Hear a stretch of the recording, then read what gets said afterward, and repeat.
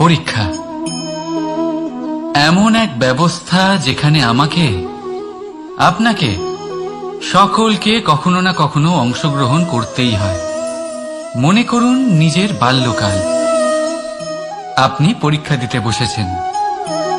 তাদের মধ্যে কিছু বালক এমন হয় যারা সারা বছর পরিশ্রম করে, পড়াশোনা করে, মন দিয়ে পরীক্ষা দেয়। কিন্তু কিছু বালক এমন হয় যারা নিজের আশেপাশে বসে থাকা বালকদের নকল করে আর পরীক্ষায় কৃতকার্যও হয়ে যায়। খুব খারাপ লাগে এটা ভেবে যে কেউ বিনা পরিশ্রমে পরীক্ষায় কৃতকার্য কি করে হতে পারে। কিন্তু মনে রাখবেন, যারা নকল করেন তারা পরীক্ষায় কৃতকার্য অবশ্যই হয়ে যান, কিন্তু সফল নয়। কারণ আমরা এক বিশেষ কথা ভুলে যাই যে প্রত্যেক মানুষের ব্যক্তিত্ব আলাদা হয়। আপনি অন্যদের নকল করে নিজের জীবন অতিবাহিত করতেই পারেন, কিন্তু যদি নিজের জীবনে সাফল্য লাভ করতে হয়, যদি নিজের জীবনে আনন্দ পেতে হয়, তাহলে মনে রাখবেন নিজের প্রশ্নগুলোর উত্তর জীবনে নিজেকেই খুঁজে বের করতে হবে। রাধা রাধা। আসুন, আজ আপনাকে আমি একটা গল্প শোনাই। একবার এক চক্ষুহীন মানুষ মন্দিরে গেল ঈশ্বরের দর্শন করার জন্য। এবারে যখন ওখানে উপস্থিত লোকেরা জানতে পারল যে এই ব্যক্তি চক্ষুহীন, তখন কিছু লোক তাকে উপহাস করতে শুরু করে দিল।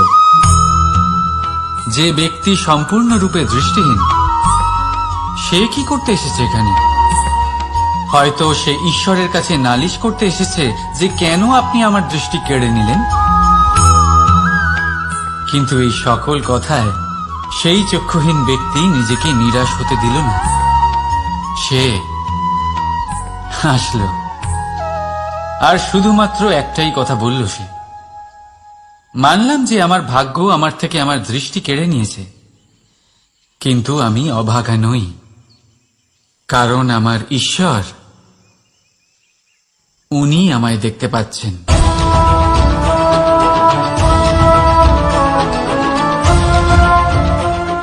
তাই মনে রাখবেন, দৃষ্টি নয় দৃষ্টিভঙ্গি আবশ্যক। যদি আপনার দৃষ্টিভঙ্গি শুভ হয়, তাহলে অশুভর মধ্যেও আপনি শুভ দেখতে পাবেন। আর মন প্রসন্ন হয়ে বলবে, রাধা রাধা। আপনি এই সংসারে এমন অনেক মানুষ চেনেন যারা অত্যন্ত স্বার্থপর, যারা শুধুমাত্র প্রয়োজন পড়লেই আপনার কথা মনে করে। তাছাড়া বহু বছর তাদের দেখাই পাওয়া যায় না, কিন্তু যখনই তাদের আপনার সাহায্যের প্রয়োজন পড়ে, হাত জোর করে আপনার সামনে এসে উপস্থিত হয়। বড়ই রাগ হয় এদের ওপরে, মন ভারী হয়ে ওঠে।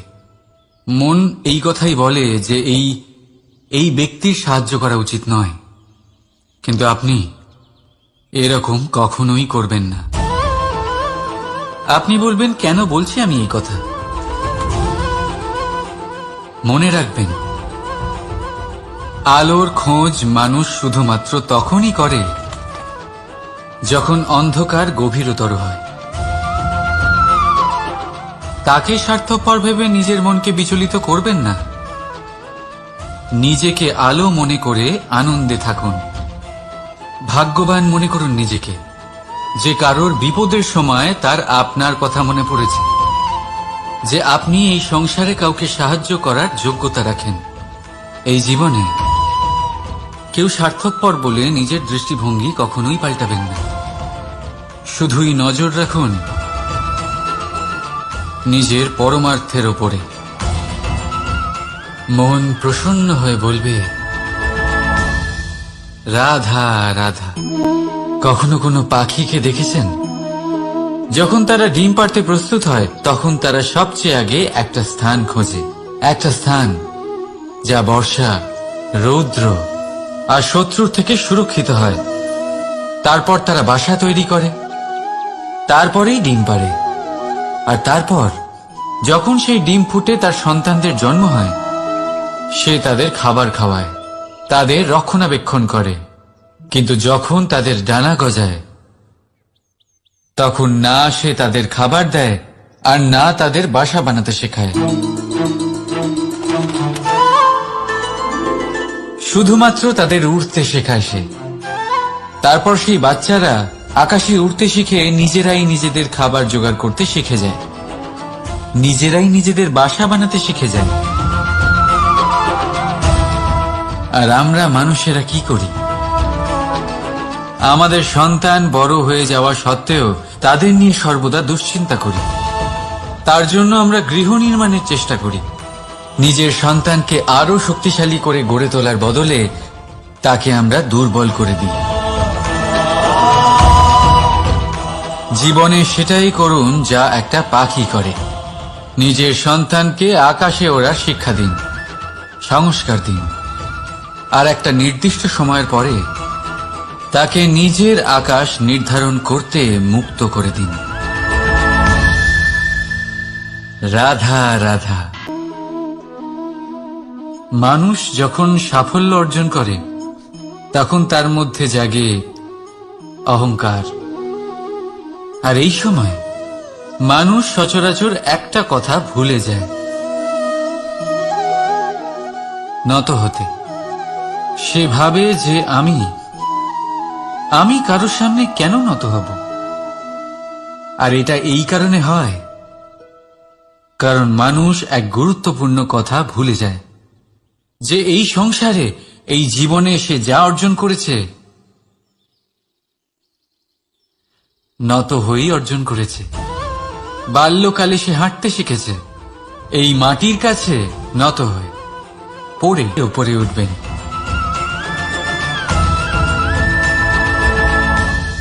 রাধা রাধা। সাগরে সেতু বাঁধার গল্প তো আপনারা নিশ্চয়ই শুনে থাকবেন। রামচন্দ্রের সেনাকে 100 যোজন সমুদ্র অতিক্রম করে লঙ্কায় আক্রমণ করতে হতো। সেতুকার নল আর নীল সেতু বাঁধার উপায় বের করল, কিন্তু প্রশ্ন ছিল সেতু বাঁধা কি করে হবে? সমুদ্র অত্যন্ত গভীর। কত পাথর দেওয়া হলে এই বিশাল সমুদ্র অতিক্রম করা সম্ভব হবে? তখন এক উপায় নির্ধারিত হল। পাথরের ওপর লেখা হলো রামের নাম। আর যখন সেই পাথরগুলোকে সাগরে ফেলা হলো, সেগুলো ভাসতে লাগলো। এখানে আমরা থাকি না, সেখানে আমাদের গুণ, আমাদের প্রতিরাগ।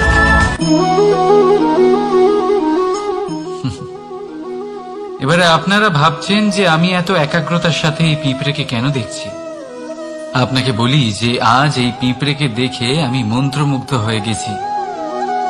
ওর রূপ বা ওর আকার দেখে নয়,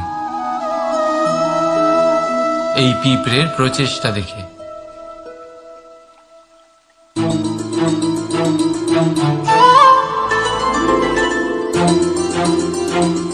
আপনি জানেন, অজস্র পরিশ্রমের পরেই পিঁপড়ে তার নিজের একটা ছোট বাড়ি বানাতে পারে, যা অন্য প্রাণীদের জন্য অত্যন্ত সহজ ব্যাপার। তাই পিঁপড়ের জন্য তার জীবনের সবচেয়ে বড় ঘটনা, সবচেয়ে বড় সাফল্য তার। ভবিষ্যতে এই পিঁপড়ে থাকুক বা না থাকুক, তাদের বানানো বাড়ি বহু বছর অবধি টিকে থাকে। জীবনে সাফল্যের সাথেও ঠিক এমনটাই ঘটে।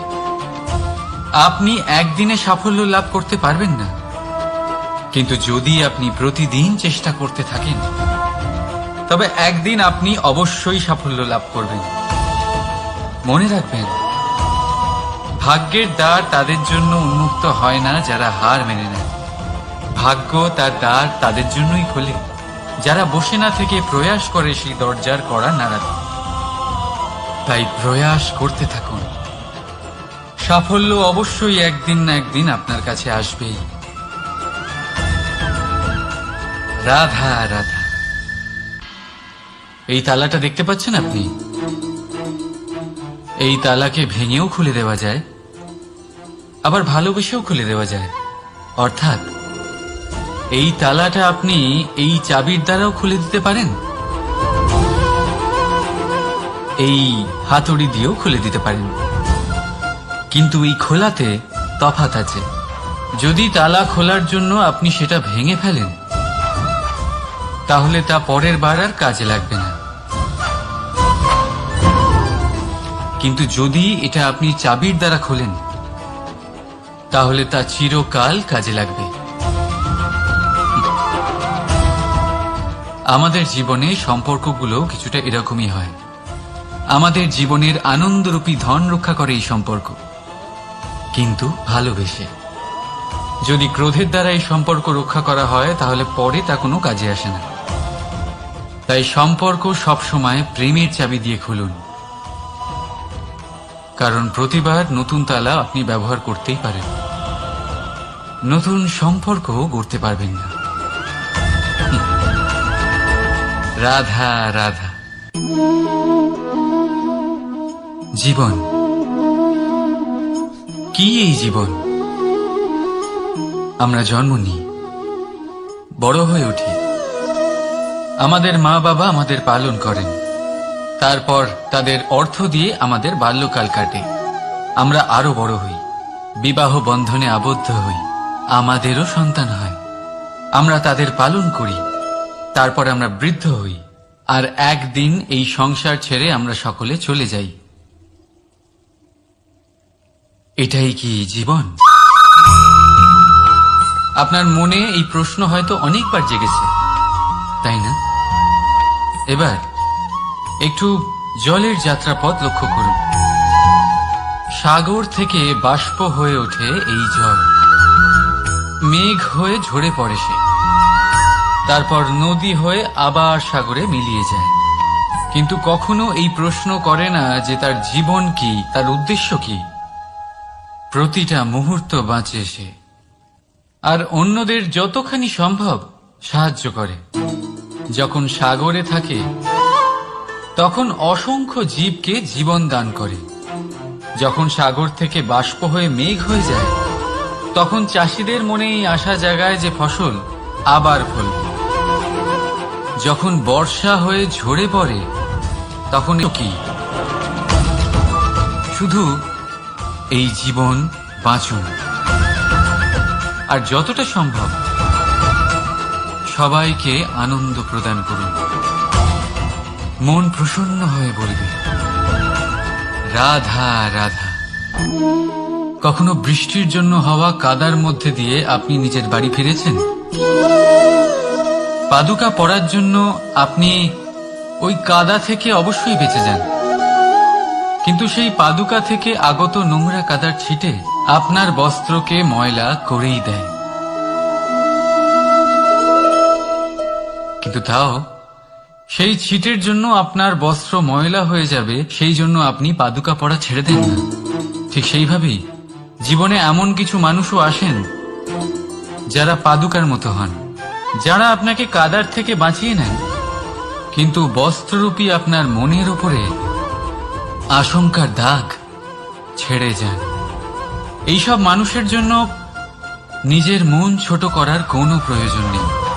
প্রয়োজন আছে শুধু এটা ভাবার যে আপনি নিজের পা কাদার থেকে বাঁচাবেন, নাকি আপনার বস্ত্র। জীবনে গম্ভীর হওয়া ভালো কথা, কিন্তু সমস্ত বিষয় যদি গম্ভীরভাবে ভাবতে থাকেন, তাহলে জীবনের আনন্দটাই শেষ হয়ে যাবে। এই সংসার অস্থায়ী, এখানে এমন কিছুই নেই যা চিরকাল জীবিত থাকবে। তাই যতক্ষণ এই জীবন আছে, সন্তুষ্টি আর আনন্দ নিয়ে বাঁচুন। নিজের ওপর আগত কাদার ছিটের দিকে মন দেবেন না, শুধু আনন্দ বিতরণ করুন। মন প্রসন্ন হয়ে বলবে রাধা রাধা। আসুন, আজ আপনাকে আমি একটা গল্প শোনাই। একবার এক চক্ষুহীন মানুষ মন্দিরে গেল ঈশ্বরের দর্শন করার জন্য। এবারে যখন ওখানে উপস্থিত লোকেরা জানতে পারল যে এই ব্যক্তি চক্ষুহীন, তখন কিছু লোক তাকে উপহাস করতে শুরু করে দিল। যে ব্যক্তি সম্পূর্ণরূপে দৃষ্টিহীন, সে কি করতে এসেছে এখানে? হয়তো সে ঈশ্বরের কাছে নালিশ করতে এসেছে যে কেন আপনি আমার দৃষ্টি কেড়ে নিলেন। কিন্তু এই সকল কথায় সেই চক্ষুহীন ব্যক্তি নিজেকে নিরাশ হতে দিল না। সে হাসল আর শুধুমাত্র একটাই কথা বলল সে, মানলাম যে আমার ভাগ্য আমার থেকে আমার দৃষ্টি কেড়ে নিয়েছে, কিন্তু আমি অভাগা নই, কারণ আমার ঈশ্বর উনি আমায় দেখতে পাচ্ছেন।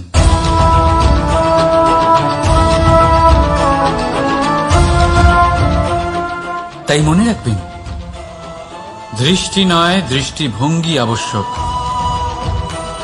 যদি আপনার দৃষ্টিভঙ্গি শুভ হয়, তাহলে অশুভর মধ্যেও আপনি শুভ দেখতে পাবেন। আর মন প্রসন্ন হয়ে বলবে, রাধা রাধা। পরীক্ষা এমন এক ব্যবস্থা যেখানে আমাকে, আপনাকে, সকলকে কখনো না কখনো অংশগ্রহণ করতেই হয়। মনে করুন নিজের বাল্যকাল। আপনি পরীক্ষা দিতে বসেছেন। তাদের মধ্যে কিছু বালক এমন হয় যারা সারা বছর পরিশ্রম করে, পড়াশোনা করে, মন দিয়ে পরীক্ষা দেয়। কিন্তু কিছু বালক এমন হয় যারা নিজের আশেপাশে বসে থাকা বালকদের নকল করে আর পরীক্ষায় কৃতকার্যও হয়ে যায়। খুব খারাপ লাগে এটা ভেবে যে কেউ বিনা পরিশ্রমে পরীক্ষায় কৃতকার্য কি করে হতে পারে। কিন্তু মনে রাখবেন, যারা নকল করেন তারা পরীক্ষায় কৃতকার্য অবশ্যই হয়ে যান, কিন্তু সফল নয়। কারণ আমরা এক বিশেষ কথা ভুলে যাই, যে প্রত্যেক মানুষের ব্যক্তিত্ব আলাদা হয়। আপনি অন্যদের নকল করে নিজের জীবন অতিবাহিত করতেই পারেন, কিন্তু যদি নিজের জীবনে সাফল্য লাভ করতে হয়, যদি নিজের জীবনে আনন্দ পেতে হয়, তাহলে মনে রাখবেন, নিজের প্রশ্নগুলোর উত্তর জীবনে নিজেকেই খুঁজে বের করতে হবে। রাধা রাধা। মানুষ যখন সাফল্য অর্জন করে, তখন তার মধ্যে জাগে অহংকার। আর এই সময় মানুষ সচরাচর একটা কথা ভুলে যায়,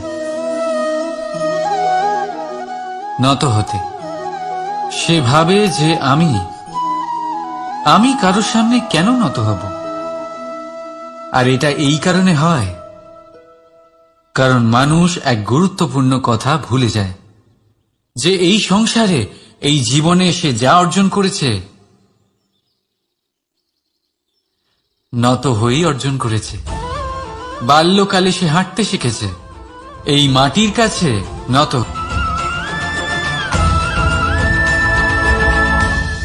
রাধা রাধা।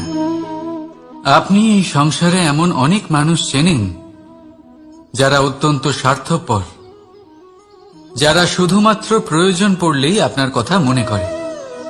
তাছাড়া বহু বছর তাদের দেখাই পাওয়া যায় না, কিন্তু যখনই তাদের আপনার সাহায্যের প্রয়োজন পড়ে, হাত জোর করে আপনার সামনে এসে উপস্থিত হয়। বড়ই রাগ হয় এদের ওপরে, মন ভারী হয়ে ওঠে। মন এই কথাই বলে যে এই ব্যক্তির সাহায্য করা উচিত নয়, কিন্তু আপনি এরকম কখনোই করবেন না। আপনি বলবেন, কেন বলছি আমি এই কথা? মনে রাখবেন, আলোর খোঁজ মানুষ শুধুমাত্র তখনই করে যখন অন্ধকার গভীরতর হয়। তাকে স্বার্থপর ভেবে নিজের মনকে বিচলিত করবেন না। নিজেকে আলো মনে করে আনন্দে থাকুন। ভাগ্যবান মনে করুন নিজেকে, যে কারোর বিপদের সময় তার আপনার কথা মনে পড়েছে, যে আপনি এই সংসারে কাউকে সাহায্য করার যোগ্যতা রাখেন। এই জীবনে কেউ স্বার্থপর বলে নিজের দৃষ্টিভঙ্গি কখনোই পাল্টাবেন না। শুধুই নজর রাখুন নিজের পরমার্থের ওপরে। মন প্রসন্ন হয়ে বলবে, রাধা রাধা। কখনো কোনো পাখিকে দেখেছেন? যখন তারা ডিম পাড়তে প্রস্তুত হয় তখন তারা সবচেয়ে আগে একটা স্থান খোঁজে, একটা স্থান যা বর্ষা, রৌদ্র আর শত্রুর থেকে সুরক্ষিত হয়। তারপর তারা বাসা তৈরি করে, তারপরেই ডিম পাড়ে। আর তারপর যখন সেই ডিম ফুটে তার সন্তানদের জন্ম হয়, সে তাদের খাবার খাওয়ায়, তাদের রক্ষণাবেক্ষণ করে।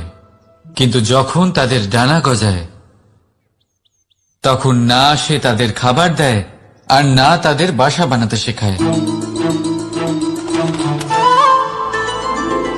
শুধুমাত্র তাদের উড়তে শেখায় সে। তারপর সেই বাচ্চারা আকাশে উড়তে শিখে নিজেরাই নিজেদের খাবার জোগাড় করতে শিখে যায়, নিজেরাই নিজেদের বাসা বানাতে শিখে যায়। আর আমরা মানুষেরা কি করি? আমাদের সন্তান বড় হয়ে যাওয়া সত্ত্বেও তাদের নিয়ে সর্বদা দুশ্চিন্তা করি। তার জন্য আমরা গৃহ নির্মাণের চেষ্টা করি। নিজের সন্তানকে আরো শক্তিশালী করে গড়ে তোলার বদলে তাকে আমরা দুর্বল করে দিই। জীবনে সেটাই করুন যা একটা পাখি করে। নিজের সন্তানকে আকাশে ওড়ার শিক্ষা দিন, সংস্কার দিন, আর একটা নির্দিষ্ট সময়ের পরে তাকে নিজের আকাশ নির্ধারণ করতে মুক্ত করে দিন। রাধা রাধা। সাগরে সেতু বাঁধার গল্প তো আপনারা নিশ্চয়ই শুনে থাকবেন। রামচন্দ্রের সেনাকে 100 যোজন সমুদ্র অতিক্রম করে লঙ্কায় আক্রমণ করতে হতো। সেতুকার নল আর নীল সেতু বাঁধার উপায় বের করল, কিন্তু প্রশ্ন ছিল সেতু বাঁধা কি করে হবে? সমুদ্র অত্যন্ত গভীর। কত পাথর দেওয়া হলে এই বিশাল সমুদ্র অতিক্রম করা সম্ভব হবে? তখন এক উপায় নির্ধারিত হল। পাথরের ওপর লেখা হলো রামের নাম। আর যখন সেই পাথরগুলোকে সাগরে ফেলা হলো সেগুলো ভাসতে লাগলো। এবারে কেউ বলবেন এটা রামচন্দ্রের নামের মহিমা, কেউ বলবেন এটা নারায়ণের কোনো জাদু। কিন্তু না, এটা রামচন্দ্রের সেই গুণ, ওনার ব্যক্তিত্বের সেই মহান দিক যা ওনার প্রতিনিধিত্ব করেছে। তাই সেই পাথরও সাগরে ভেসে ওঠে।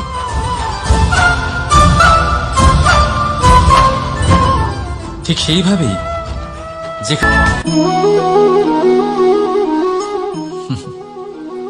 এবারে আপনারা ভাবছেন যে আমি এত একাগ্রতার সাথে এই পিঁপড়েকে কেন দেখছি। আপনাকে বলি যে আজ এই পিঁপড়েকে দেখে আমি মন্ত্রমুগ্ধ হয়ে গেছি। ওর রূপ বা ওর আকার দেখে নয়, এই পিঁপড়ের প্রচেষ্টা দেখে। অবধি টিকে থাকে। সাফল্য অবশ্যই একদিন না একদিন আপনার কাছে আসবেই। রাধা রাধা। এই তালাটা দেখতে পাচ্ছেন আপনি? এই তালাকে ভেঙেও খুলে দেওয়া যায়, আবার ভালোবেসেও খুলে দেওয়া যায়। অর্থাৎ এই তালাটা আপনি এই চাবির দ্বারাও খুলে দিতে পারেন, এই হাতুড়ি দিয়েও খুলে দিতে পারেন। কিন্তু এই খোলাতে তফাৎ আছে। যদি তালা খোলার জন্য আপনি সেটা ভেঙে ফেলেন তাহলে তা পরের বার আর কাজে লাগবে না। কিন্তু যদি এটা আপনি চাবির দ্বারা খোলেন তাহলে তা চিরকাল কাজে লাগবে। আমাদের জীবনে সম্পর্কগুলো কিছুটা এরকমই হয়। আমাদের জীবনের আনন্দরূপী ধন রক্ষা করে এই সম্পর্ক, কিন্তু ভালোবেসে। যদি ক্রোধের দ্বারা এই সম্পর্ক রক্ষা করা হয় তাহলে পরে তা কোনো কাজে আসে না। তাই সম্পর্ক সবসময় প্রেমের চাবি দিয়ে খুলুন, কারণ প্রতিবার নতুন তালা আপনি ব্যবহার করতেই পারেন, নতুন সম্পর্ক গড়তে পারবেন না। রাধা রাধা। জীবন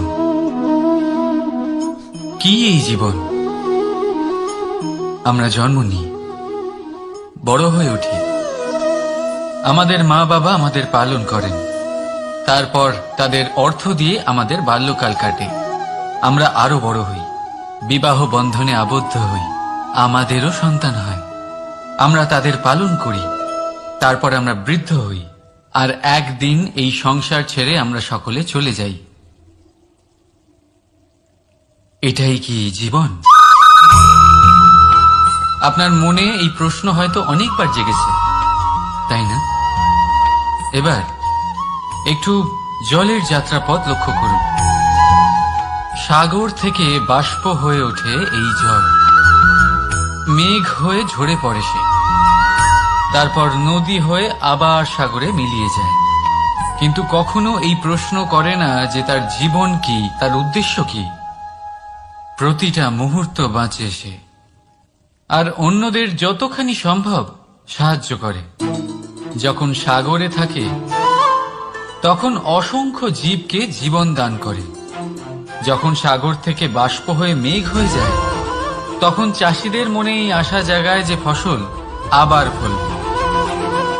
যখন বর্ষা হয়ে ঝরে পড়ে তখন এই শুকনো শুধু এই জীবন বাঁচুন, আর যতটা সম্ভব সবাইকে আনন্দ প্রদান করুন। মন প্রসন্ন হয়ে বলবে রাধা রাধা। কখনো বৃষ্টির জন্য হওয়া কাদার মধ্যে দিয়ে আপনি নিজের বাড়ি ফিরেছেন? পাদুকা পরার জন্য আপনি ওই কাদা থেকে অবশ্যই বেঁচে যান, কিন্তু সেই পাদুকা থেকে আগত নোংরা কাদার ছিটে আপনার বস্ত্রকে ময়লা করেই দেয়। কিন্তু তাও সেই ছিটের জন্য আপনার বস্ত্র ময়লা হয়ে যাবে, সেই জন্য আপনি পাদুকা পরা ছেড়ে দেন না। ঠিক সেইভাবেই জীবনে এমন কিছু মানুষও আসেন যারা পাদুকার মতো হন, যারা আপনাকে কাদার থেকে বাঁচিয়ে নেন, কিন্তু বস্ত্ররূপী আপনার মনের উপরে আশঙ্কার দাগ ছেড়ে যান। এইসব মানুষের জন্য নিজের মন ছোট করার কোনো প্রয়োজন নেই। প্রয়োজন আছে শুধু এটা ভাবার যে আপনি নিজের পা কাদার থেকে বাঁচাবেন নাকি আপনার বস্ত্র। জীবনে গম্ভীর হওয়া ভালো কথা, কিন্তু সমস্ত বিষয় যদি গম্ভীরভাবে ভাবতে থাকেন তাহলে জীবনের আনন্দটাই শেষ হয়ে যাবে। এই সংসার অস্থায়ী, এখানে এমন কিছুই নেই যা চিরকাল জীবিত থাকবে। তাই যতক্ষণ এই জীবন আছে সন্তুষ্টি আর আনন্দ নিয়ে বাঁচুন। নিজের ওপর আগত কাদার ছিটের দিকে মন দেবেন না, শুধু আনন্দ বিতরণ করুন। মন প্রসন্ন হয়ে বলবে রাধা রাধা। আসুন, আজ আপনাকে আমি একটা গল্প শোনাই।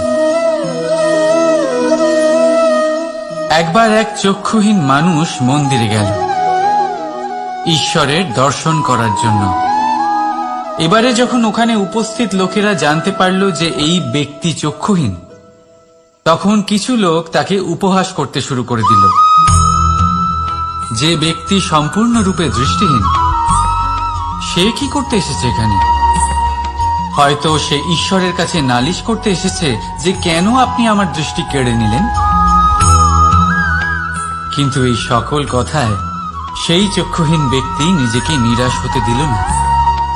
সে হাসল আর শুধুমাত্র একটাই কথা বলল সে, মানলাম যে আমার ভাগ্য আমার থেকে আমার দৃষ্টি কেড়ে নিয়েছে, কিন্তু আমি অভাগা নই, কারণ আমার ঈশ্বর, উনি আমায় দেখতে পাচ্ছেন।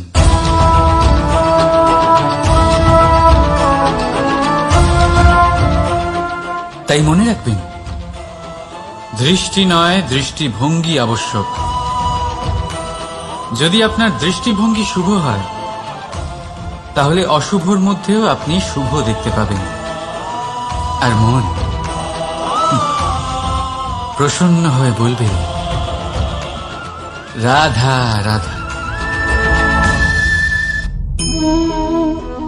পরীক্ষা, এমন এক ব্যবস্থা যেখানে আমাকে, আপনাকে, সকলকে কখনো না কখনো অংশগ্রহণ করতেই হয়। মনে করুন নিজের বাল্যকাল। আপনি পরীক্ষা দিতে বসেছেন। তাদের মধ্যে কিছু বালক এমন হয় যারা সারা বছর পরিশ্রম করে, পড়াশোনা করে, মন দিয়ে পরীক্ষা দেয়। কিন্তু কিছু বালক এমন হয় যারা নিজের আশেপাশে বসে থাকা বালকদের নকল করে আর পরীক্ষায় কৃতকার্যও হয়ে যায়। খুব খারাপ লাগে এটা ভেবে যে কেউ বিনা পরিশ্রমে পরীক্ষায় কৃতকার্য কি করে হতে পারে। কিন্তু মনে রাখবেন, যারা নকল করেন তারা পরীক্ষায় কৃতকার্য অবশ্যই হয়ে যান, কিন্তু সফল নয়। কারণ আমরা এক বিশেষ কথা ভুলে যাই যে প্রত্যেক মানুষের ব্যক্তিত্ব আলাদা হয়। আপনি অন্যদের নকল করে নিজের জীবন অতিবাহিত করতেই পারেন, কিন্তু যদি নিজের জীবনে সাফল্য লাভ করতে হয়, যদি নিজের জীবনে আনন্দ পেতে হয়, তাহলে মনে রাখবেন নিজের প্রশ্নগুলোর উত্তর জীবনে নিজেকেই খুঁজে বের করতে হবে। রাধা রাধা। মানুষ যখন সাফল্য অর্জন করে তখন তার মধ্যে জাগে অহংকার। আর এই সময় মানুষ সচরাচর একটা কথা ভুলে যায়, নত হতে। সে ভাবে যে আমি কারোর সামনে কেন নত হব।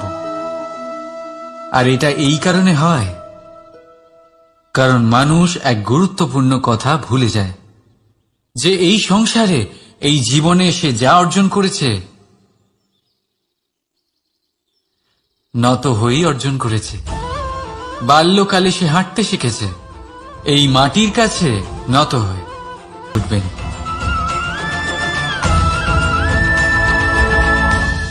রাধা রাধা।